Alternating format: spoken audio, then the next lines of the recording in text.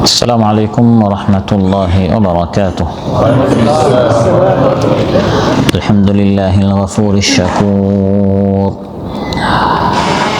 الحليم الصبور يعلم خائنة الأعين وما تخفي الصدور، وأشهد أن لا إله إلا الله وحده لا شريك له يحيي الموتى ويبعث من في القبور، وأشهد أن سيدنا ونبينا محمدا عبد الله ورسوله الرسول الصبور والنبي الوقور.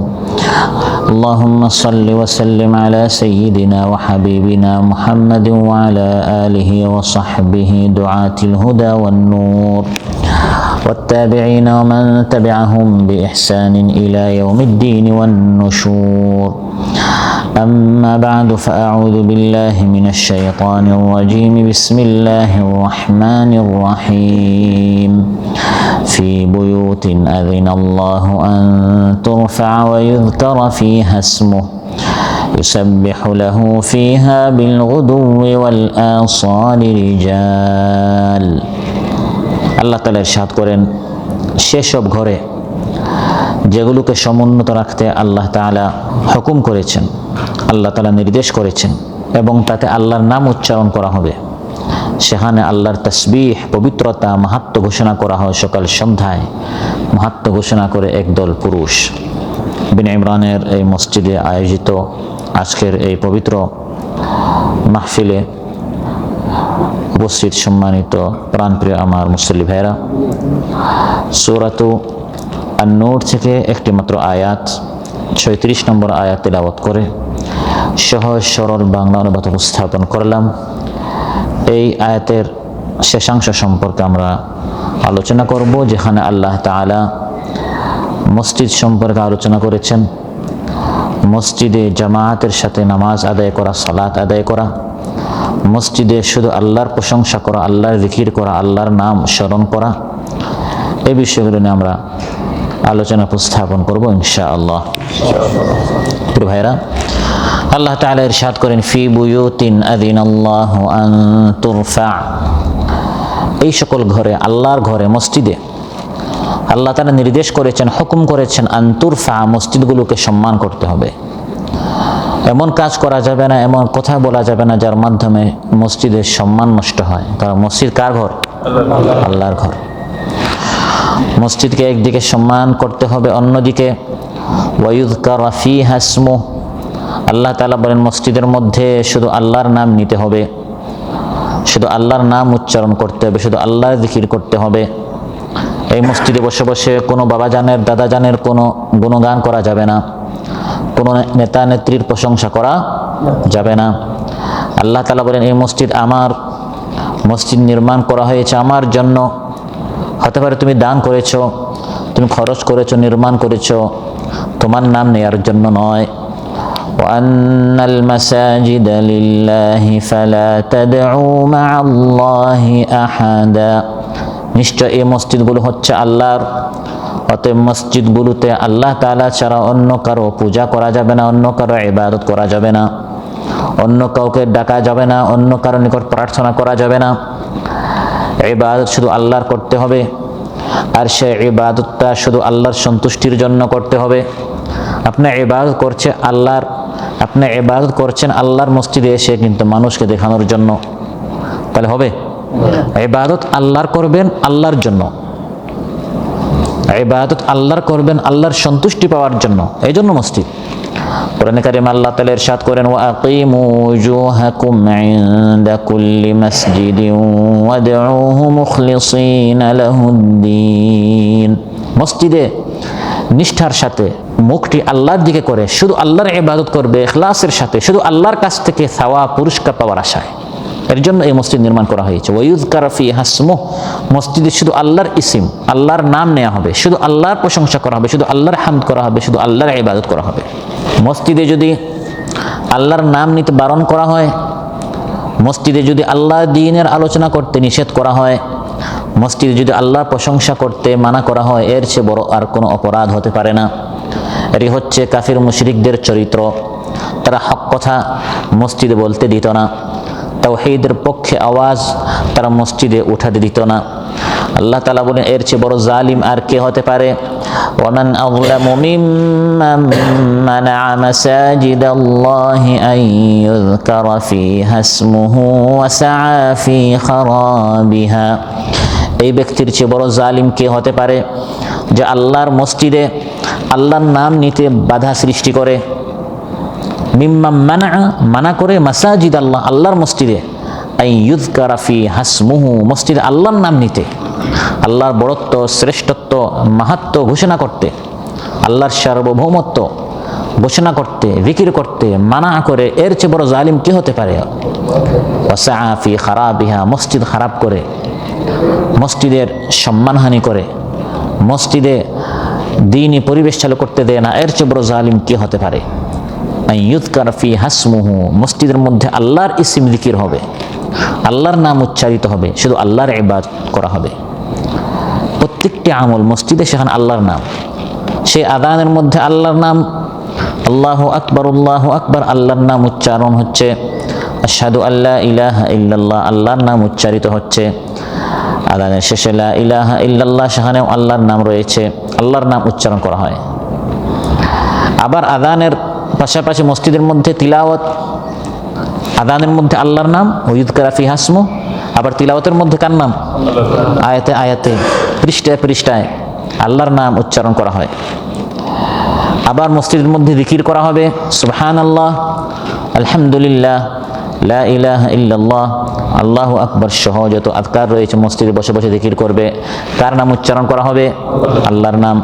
তাহলে আযানের মধ্যে আল্লাহর নাম জিকির, তিলাওয়াতের মধ্যে আল্লাহর নাম নেওয়া হচ্ছে, জিকিরের মধ্যে আল্লাহর নাম নেওয়া হচ্ছে। মসজিদের মধ্যে দাওয়াতি কাজ হবে, দ্বীনি আলোচনা হবে, মাহফিল হবে, খুতবা হবে, দার্স হবে, বক্তব্য হবে, সব জায়গায় আল্লাহর নাম। তালিমের ব্যবস্থা হবে, কোরআন ক্লাস হবে, ইতিকাফ হবে, নামাজ হবে। মসজিদের মধ্যে এমন একটি পরিবেশ হতে হবে সেখানে শুধু আল্লাহর বড়ত্ব, আল্লাহর মাহাত্ম্য, আল্লাহর ইবাদত করা হবে। মসজিদের মধ্যে যখন ইমানদার ব্যক্তি প্রবেশ করবে সেখান থেকে আল্লাহর নাম শুরু। মসজিদে ঢোকার সময় সুন্নত হচ্ছে ডান পা দিয়ে ঢুকবে, আর ঢোকার সময় জিকির করতে হবে। সহিহ বুখারীতে এসেছে রাসূল সাল্লাল্লাহু আলাইহি ওয়াসাল্লাম মসজিদে প্রবেশ করার সময় এই জিকির করতে নির্দেশ করেছেন, আউযু বিল্লাহিল আযীম ওয়া বিওয়াজহিল কারীম ওয়া সুলতানিহিল কাদীম মিনাশ শাইতানির রাজীম। এই জিকিরটি আমাদের অনেকের মুখস্থ নেই। মসজিদে ঢোকার সময় এই জিকিরটি করতে হয়, আউযু বিল্লাহিল আযীম ওয়া বিওয়াজহিল কারীম ওয়া সুলতানিহিল কাদীম মিনাশ শাইতানির রাজীম। মসজিদে ডান পা দিয়ে যখন বান্দা ঢোকার সময় এই জিকির করে তখন শয়তান বলে, হাফিযা মিন্নি সাইরিল ইয়াউম, এই বান্দা, এই ইমানদার ব্যক্তি, আমি শয়তান থেকে পুরো দিন এর জন্য সে বেঁচে গেল। এই দোয়া বলার পাশাপাশি আরেক দোয়া করতে হয় যেটি আমাদের প্রায় সকলের মুখস্থ।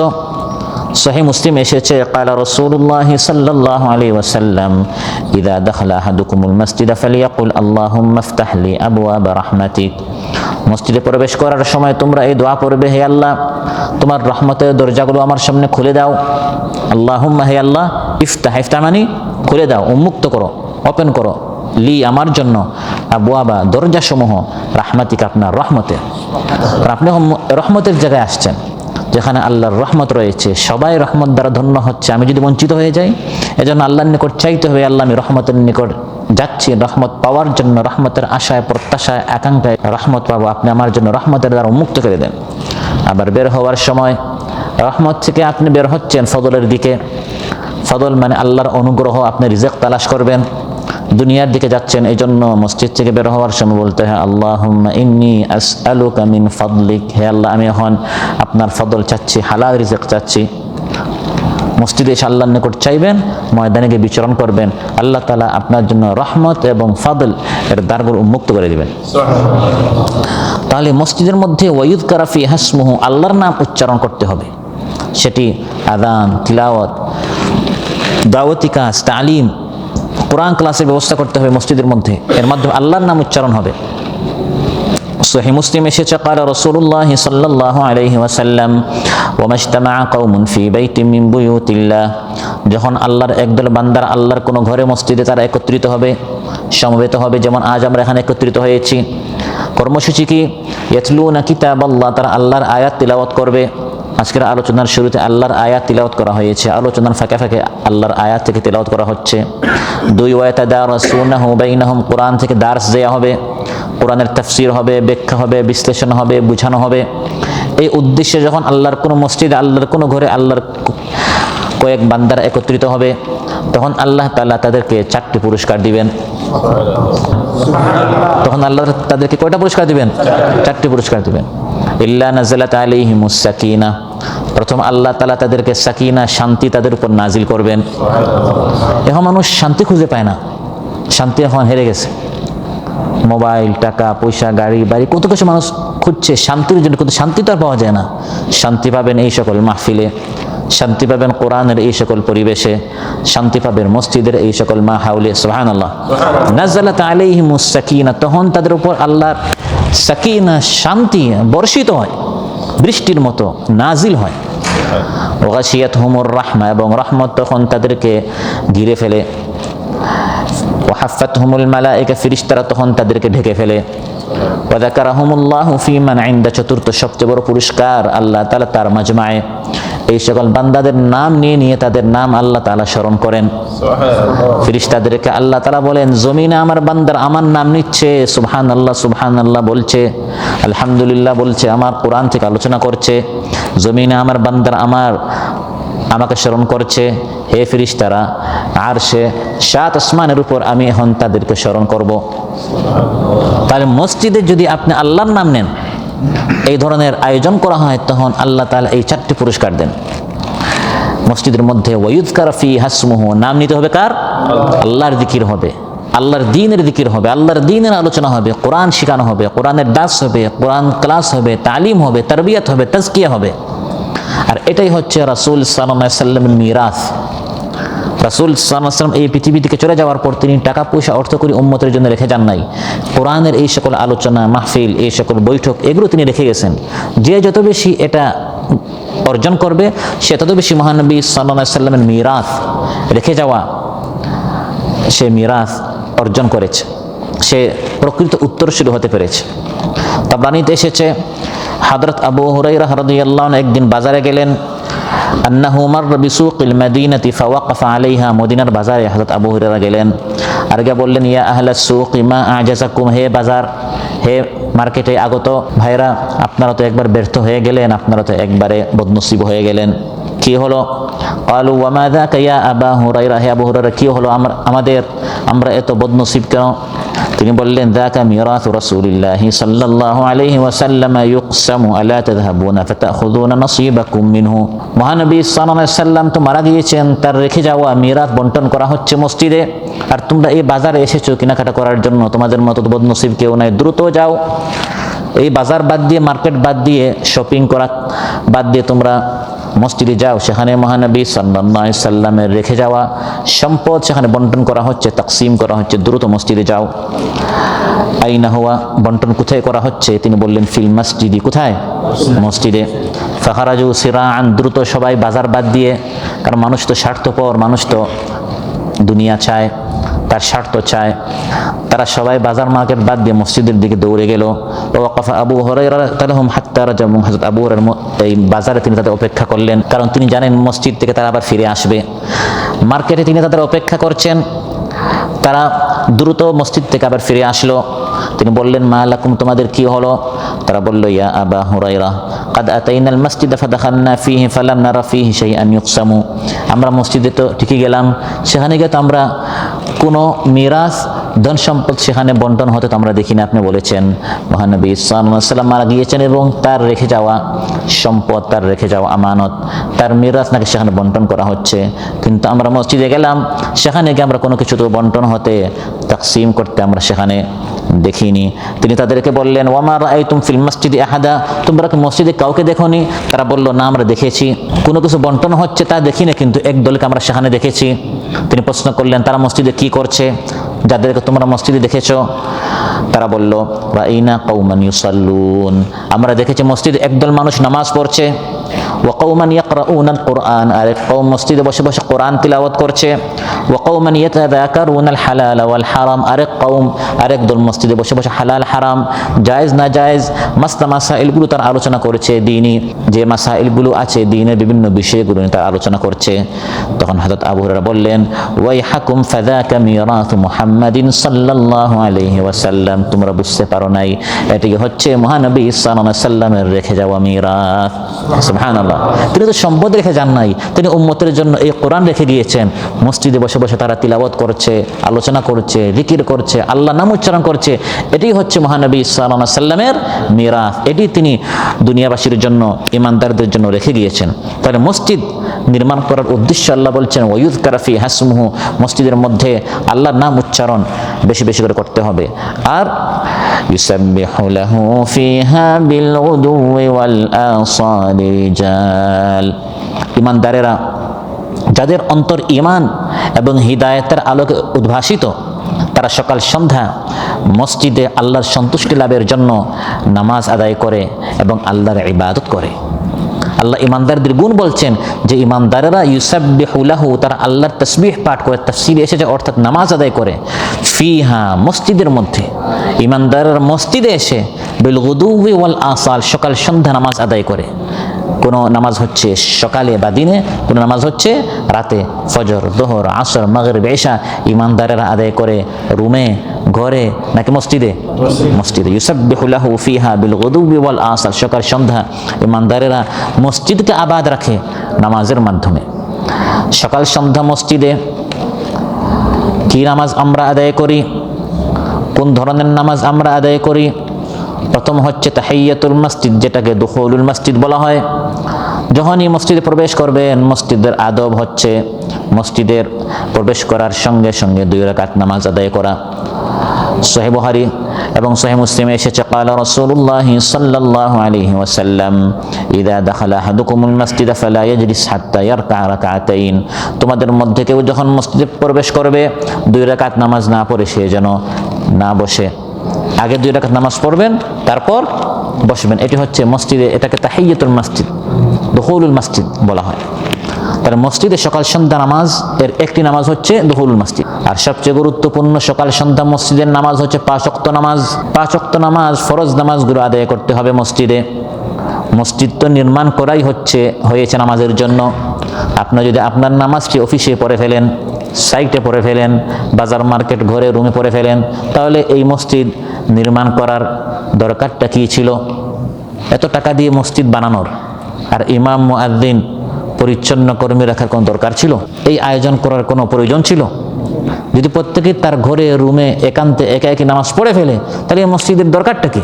মসজিদ বানানোর উদ্দেশ্য হচ্ছে ইউসাব্বিহু লাহু ফিহা বিল গুদুওয়ি ওয়াল আসাল, সকাল সন্ধ্যা আল্লাহর প্রিয় বান্দারা মসজিদে এসে তারা নামাজ আদায় করবে, অর্থাৎ ফরজ নামাজ।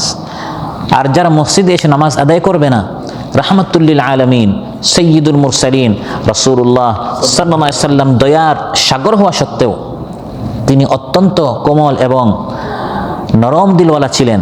কিন্তু যারা নামাজ পড়ে কিন্তু মসজিদে নয়, একা একই ঘরে নামাজ আদায় করে, তিনি রাহমাতুল লিল আলামিন দয়ার নবী হওয়া সত্ত্বেও এদের ক্ষেত্রে তিনি অত্যন্ত কঠোর ছিলেন, তিনি অত্যন্ত শক্ত ছিলেন। তিনি বলেছেন, আমার ইচ্ছে করে আমি তাদেরকে জ্বালিয়ে দিই। চিন্তা করেন, আগুন দিয়ে তিনি তাদেরকে জ্বালিয়ে দিতে চাচ্ছেন, যারা ঘরের মহব্বতে, ব্যবসার মহব্বতে, টাকা পয়সার মহব্বতে, দুনিয়ার মহব্বতে সাইট ত্যাগ করতে পারে না, অফিস ত্যাগ করতে পারে না, রুম ত্যাগ করতে পারে না, মসজিদ পর্যন্ত আসতে পারে না। বুখারী এবং মুসলিমের বিশুদ্ধ বর্ণনা, ক্বালা রাসূলুল্লাহ সাল্লাল্লাহু আলাইহি ওয়াসাল্লাম, ওয়াল্লাযী নাফসি বিয়াদিহি, সে সত্তার কসম যার হাতে আমার প্রাণ, লাকাদ হামামতু আন আমুরা বিহাতাবিন ফায়ুহতাতাব, আমি নবীর ইচ্ছা করে আমি একজনকে বলবো কিছু লাকড়ি একত্রিত করতে, তারপর আগুন জ্বালাতে, সুম্মা আমুরা বিসসালাতি ফায়ুআযানা লাহা, তারপর আরেকজনকে হুকুম করব তিনি যেন নামাজের আযান দেন, সুম্মা আমুরা রাজুলান ফায়উম্মান নাস, আরেকজনকে আমি বলবো তিনি যেন নামাজের ইমামতি করেন, নামাজ শুরু হোক। তারপর সুম্মা উখালিফা ইলা রিজালিন ফাউহাররিকা আলাইহিম বুয়ুতাহুম, একদিকে লাকড়ি দিয়ে আগুন জ্বালাবো, অন্যদিকে আযান হবে, কামত হবে, জামাত শুরু হবে।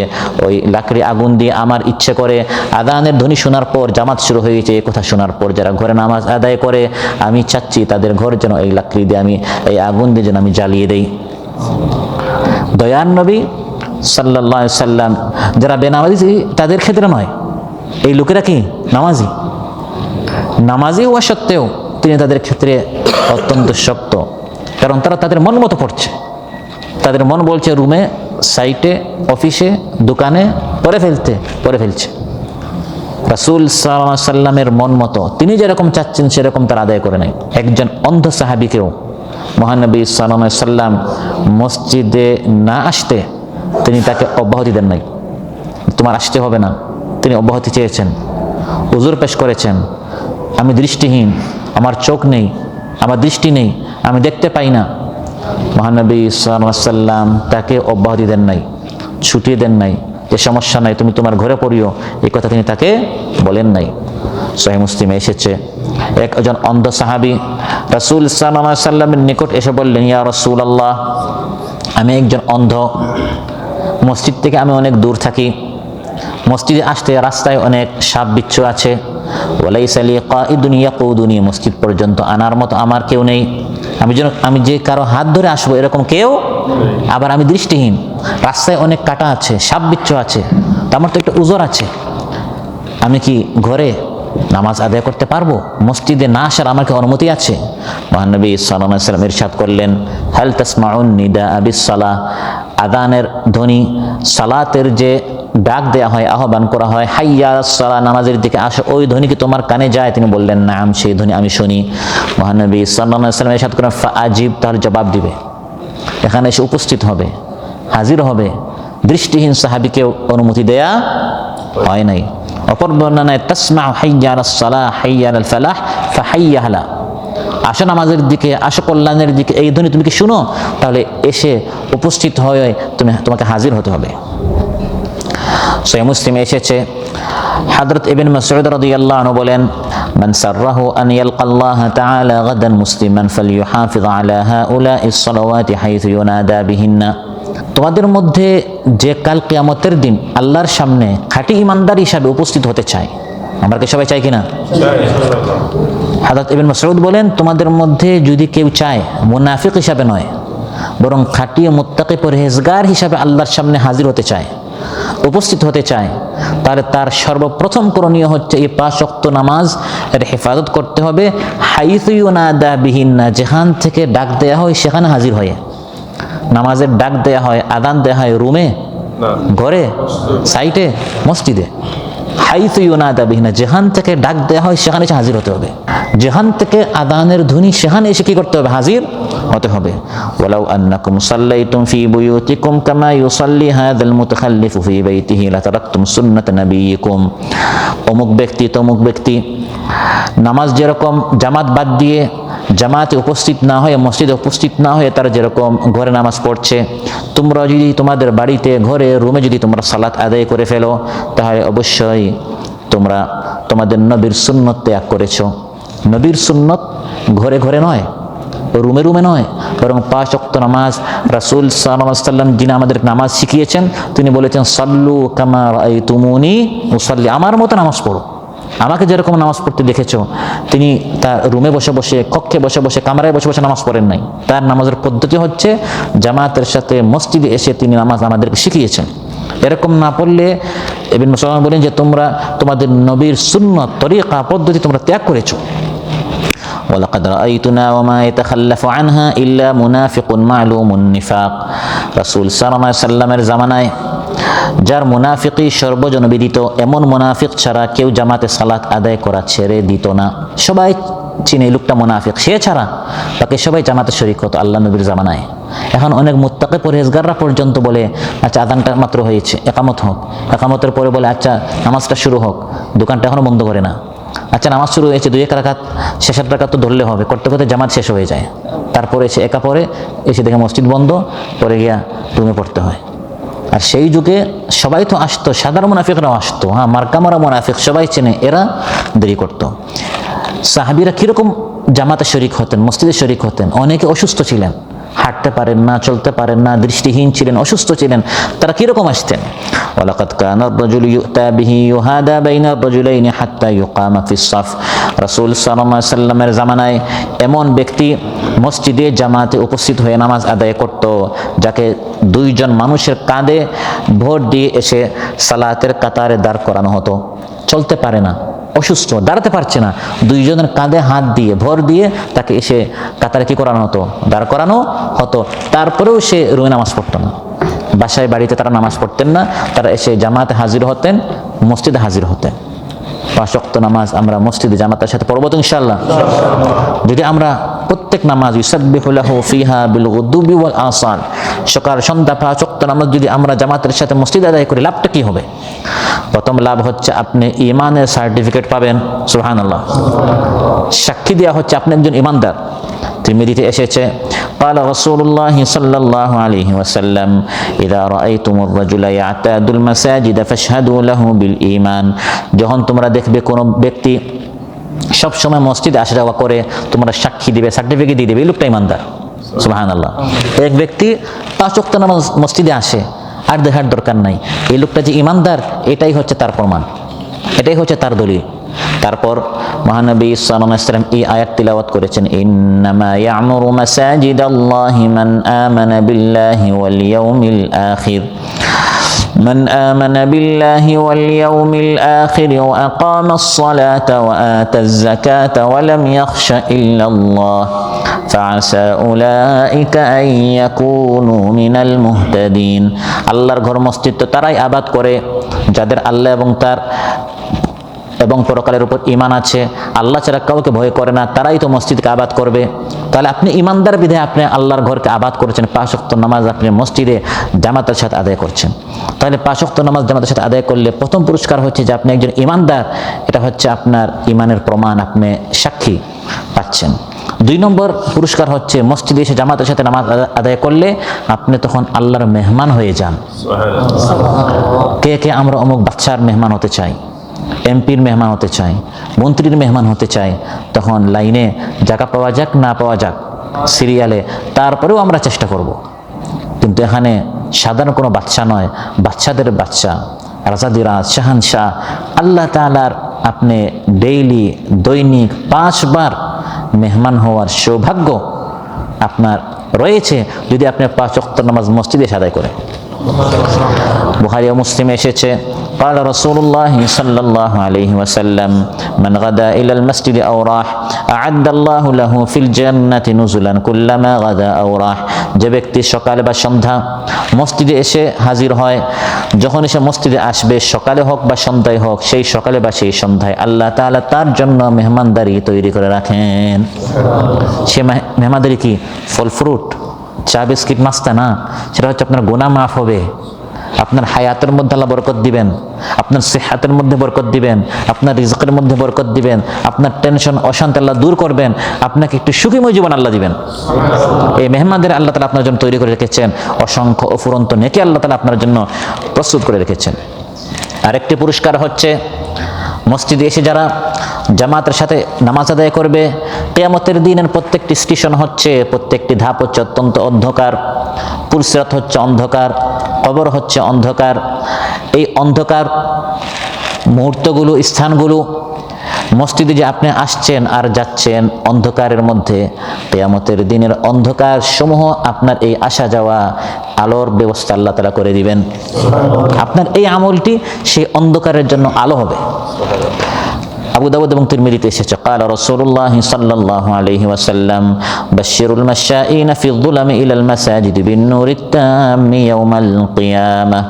অন্ধকার সমূহে যারা মসজিদে হাজির হয় ফজরের নামাজে, এশার নামাজে, এখানে তো সবই আলো আলহামদুলিল্লাহ, কিন্তু গ্রাম বাংলায় অনেক গ্রামগঞ্জে এখনো আছে ফজরের সময় হাত দেখা যায় না, যেখানে কারেন্টের সমস্যা, আলোর সমস্যা।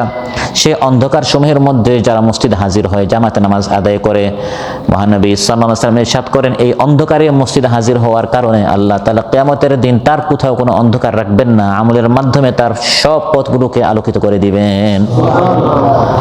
তারপর মসজিদে জামাতের সাথে নামাজ আদায় করলে আরেকটা পুরস্কার হচ্ছে এই আমলটি প্রত্যেকটি কদমে কদমে আপনি যে মসজিদে আসেন আল্লাহ তাআলা আপনার গুনাহ মাফ করেন, আপনার মাকাম উঁচু করেন।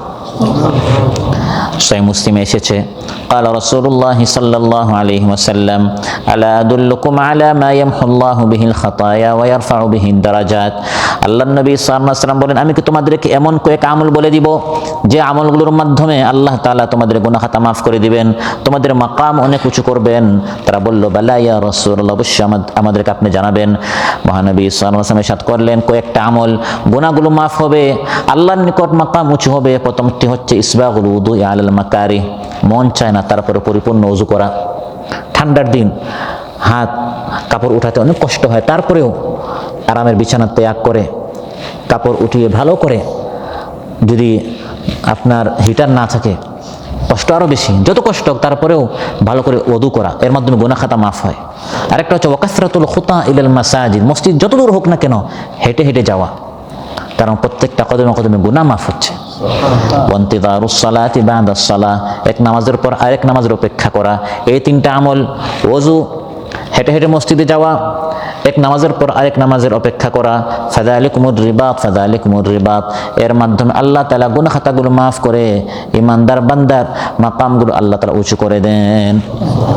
সহিহ বুখারী ও মুসলিম এসেছে, মহানবী সাল্লাল্লাহু আলাইহি ওয়াসাল্লাম ইরশাদ করেন, সালাতুর রাজুলি ফিল জামাআহ তাদউফু আলা সালাতিহি ফি বাইতিহি ওয়া ফি সুকিহি 25 দিফা, যে মানুষ যখন ঘরে বা বাজারে নামাজ আদায় করে, ঘরে বাজারে নামাজ আদায় না করে যখন মসজিদে জামাতের সাথে আদায় করে, আল্লাহ তাআলা তাকে 25 গুণ, অপর বর্ণনায় 27 গুণ বেশি সওয়াব দিবেন।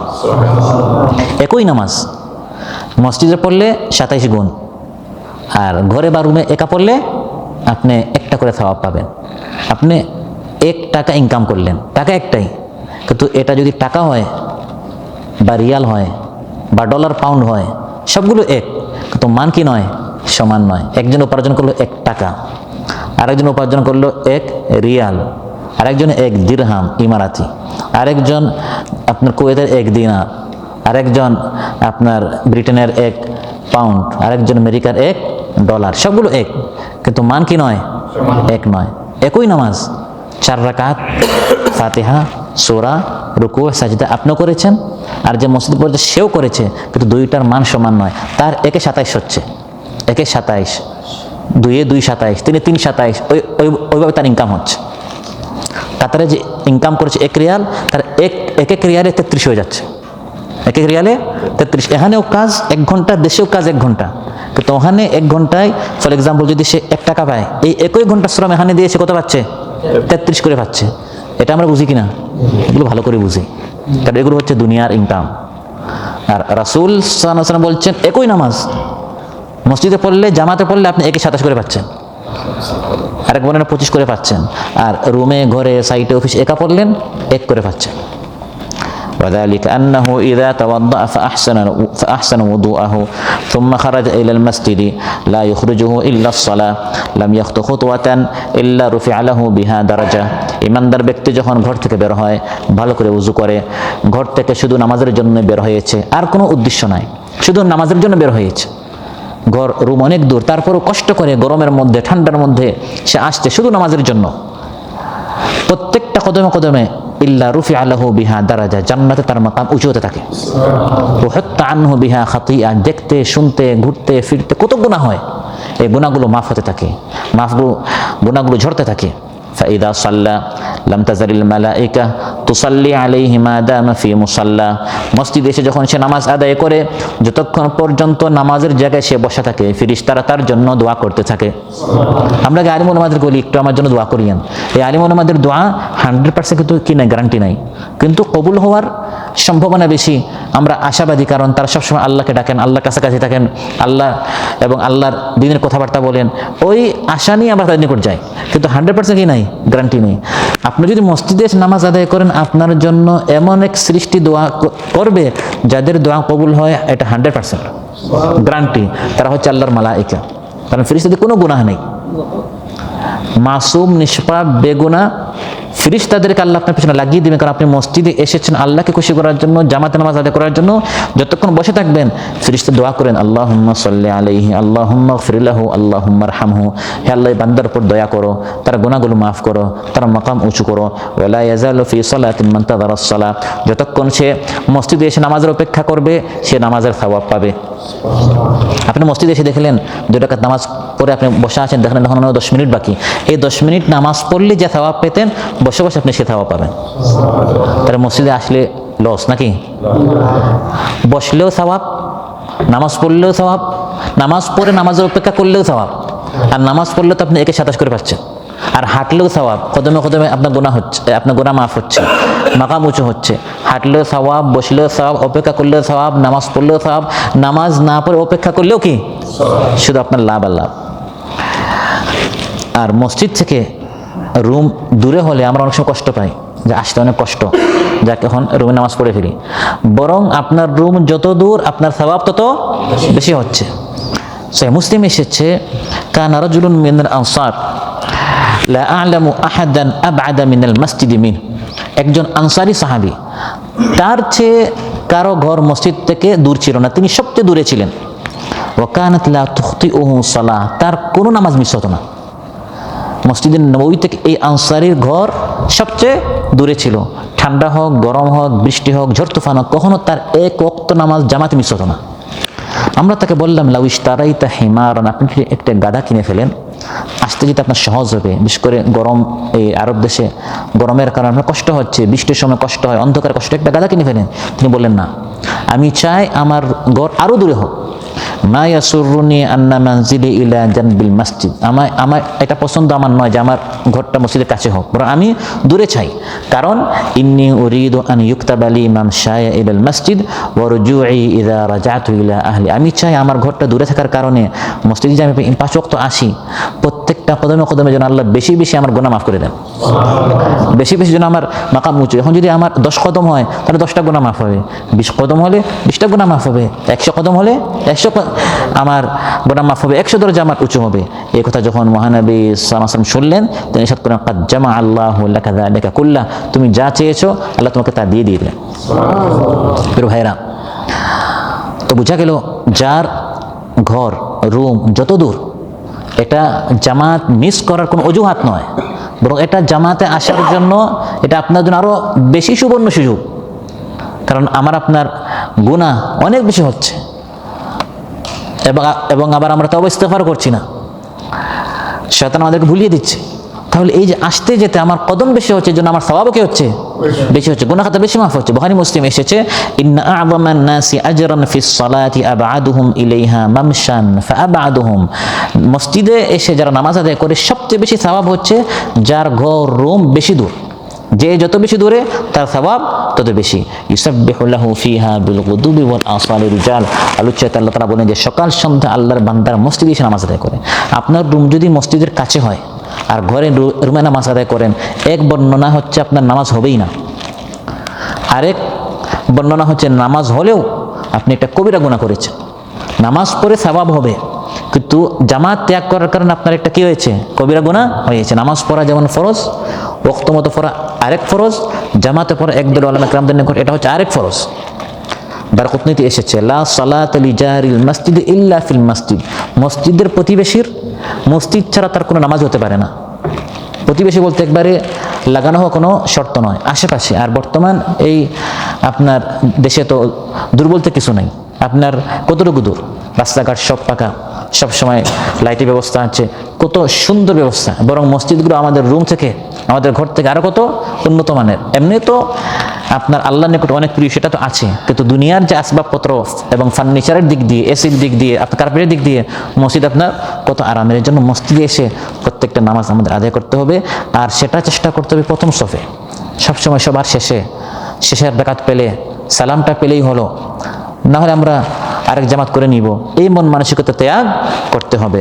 বুখারী মুসলিম এসেছে, মহানবী সাল্লাল্লাহু আলাইহি ওয়াসাল্লাম ইরশাদ করেন, লাউ ইয়া'লামুন নাসু মা ফিন নিদাই ওয়াস সাফিল আউয়াল সুম্মা লাম ইয়াজিদু ইল্লা আন ইস্তাহিমু আলাইহি লাস্তাহামু, এই প্রথম সফ এবং আযানের সওয়াব কত বেশি মানুষ জানলে সবাই এমন চেষ্টা করত যে প্রয়োজনে লটারি করতে হতো।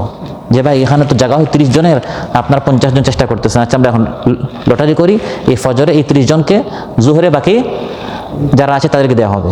কিন্তু আমরা তো বুঝি না, আমরা আরও আরেকজনকে ঠেলে দিই না। প্রত্যেককে চেষ্টা করতে হবে যে প্রথম সফে এসে হাজির হওয়ার জন্য। এভাবে যদি সবসময় আমাদের অন্তর অলব মসজিদের সাথে লেগে থাকে, বিল গুদুব ওয়াল আসার, সকাল সন্ধ্যা, ফজরের পর জোহর, জোহরের পর আসর, আসরের পর মাগরিব, মাগরিবের পর এশা, এশার পর শেষ নাকি ফজর, এশার পর আপনাকে অ্যালার্ম এভাবে লাগাতে হবে যাতে করে ফজরটা এসে মসজিদে। আমাদের আরেকটা বদ অভ্যাস, এগুলো আরবদের কম, আমাদের দেশগুলোর বেশি। অ্যালার্ম লাগায় এমন এক সময় যাতে করে সে জামাত একদিকে শুরু হবে, সে সুন্নত পড়বে আরেকদিকে, যাতে করে ওই ইমামের সাথে শেষ সালামটা পেলেই হলো। ইমামও নামাজ পড়ছে আর পিছন দিয়ে আপনি কি পড়ে, অথচ মানুষ ইরশাদ করেন ইযা উকিমাতিস সালাহ ফালা সালাতা ইল্লাল মাকতুবা। জামাত যখন শুরু হয়ে যায় তখন জামাতের নামাজ ছাড়া অন্য কোনো নামাজ হতে পারে না।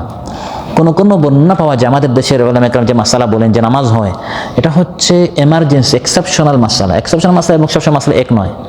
আপনার সারা জীবন একবার হয়ে যেতে পারে যে আপনি দেরি করে ফেলছেন, তখন আপনি দ্রুত এসে যদি আপনি মনে করেন যে জামাতটি আপনি পেয়ে ফেলবেন, তখন আমাদের দেশের মাসালা অনুযায়ী কোনো উলামা ইকরাম বলেন যে আপনি নামাজটা দ্রুত শেষ করে এসে এখানে নামাজে আপনি শামিল হয়ে যেতে পারেন। যদিও এই দেশের উলামা ইকরাম বলেন যে সেটাও আপনি করতে পারবেন না, যাকে এটা ইখতিলাফি মাসালা, কিন্তু এটা আপনার অভ্যাসে পরিণত করা যাবে না যে এই বিষয়ে সবাই একমত। যে আপনি প্রতিদিন অ্যালার্ম লাগাইতেছেন এমন এক সিস্টেমে যাতে করে আপনার জামাতটাও মিস না হয়, আপনার সুন্নতটাও মিস না হয়। আপনি মসজিদে আসলেন, একামত হলো, আবার আপনি পিছনে নামাজ পড়লেন, এটা মহানবী সাল্লাল্লাহু আলাইহি ওয়াসাল্লামের দেখানো কোনো পদ্ধতি নয়। এটা আপনি শয়তানের মতো, নিজের মন মতো, নিজের মনকে খুশি করার জন্য, ঘুমটাকে পুরা করার জন্য এই পদ্ধতিতে আপনি নামাজ পড়েছেন। এই ইমানদারদের গুণ হচ্ছে এক নামাজের পর আরেক নামাজের তারা তাদের দৈনিক রুটিনটা, শিডিউলটা তারা ওই রকম বানায় যাতে করে আমার এক ওয়াক্ত নামাজ কি না হয়, মিস না হয়। যে 7 দল আল্লাহ তাআলা আসে নিজে ছায়া দিবেন, এর মধ্যে এক দল হচ্ছে ওয়ারাজুলুন কালবুহু মুআল্লাকুন বিল মাসাজিদ। একদল মানুষ তাদের কলবটা সবসময় মসজিদের সাথে লেগে থাকে। সুবহানাল্লাহ। ইযা খারাজা মিনহু হাত্তা ইয়াউদা ইলাইহি, মসজিদ থেকে বের হলে সে টাইমটা দেখে যে আপনার ফজর কয়টায়, 3:23। তাহলে ওই 3:23 অনুযায়ী সে তার আপনার অ্যালার্মটা, ঘুমের রুটিন, ওঠার রুটিন, নাস্তার রুটিন, এই সবগুলো আমাদের রুটিন হয় ডিউটি কেন্দ্রিক। আমাদের রুটিন হয় ডিউটি, ব্যবসা বাণিজ্য, চাকরি কেন্দ্রিক। একজন ইমানদারের রুটিন হতে হবে কি কেন্দ্রিক, নামাজ কেন্দ্রিক। আমার সব মিস হবে কিন্তু আমার নামাজটা যেন কি না হয়, মিস না হয়। রুম থেকে বের হলাম, দোহাই যাব, আলহুর যাব, বা আমি বকরায় যাব, আচ্ছা যাই নামাজ যদি পাই পড়লাম, না পারলে একবারে এসে মাগরিব এসা রুমে পড়বো। তাহলে আপনি কাজকে অগ্রাধিকার দিয়েছেন না। ঘর থেকে রুম থেকে বের হবেন কোথাও আপনি যাওয়ার জন্য, দোহায় বা আলখুরে বা কোনো একটা সফরে, তখন আগে দেখবেন যে এখন আপনি বের হচ্ছেন, ফজরটা কোথায় পড়বেন, জোহরটা কোথায় পড়বেন, মসজিদে জামাতের সাথে আপনি পড়তে পারবেন কিনা। এভাবে ইমানদার ব্যক্তি তার রুটিনটা সাজাবে। আল্লাহ সুবহানাহু ওয়া তাআলা আমাদের সবাইকে আমাদের জীবনের সবচেয়ে গুরুত্বপূর্ণ যে আমল নামাজ সম্পর্কে এবং নামাজটা যে মসজিদে জামাতে পড়তে হয়, যে আমরা আলোচনা করলাম, আমাদের সবাইকে আল্লাহ তাআলা আমল করে তৌফিক দান করুন। জীবনের প্রত্যেকটা নামাজ যেন শেষ নামাজ পর্যন্ত আমাদের জীবনের সুস্থতার সাথে, জামাতের সাথে, মসজিদে ওয়াক্ত মতো যেন আমরা পড়তে পারি। আল্লাহ তাআলা আমাদের সবাইকে তৌফিক দান করুন। আমাদের পরিবারের সবাইকে, স্ত্রী সন্তান সহ সবাইকে যেন আমরা নামাজি বানাতে পারি, আল্লাহ ওয়ালা যেন আমরা সবাই হতে পারি। আল্লাহ তাআলা আমাদের সবাইকে তৌফিক দান করুন। আসসালামু আলাইকুম ওয়া রাহমাতুল্লাহি ওয়া বারাকাতুহু।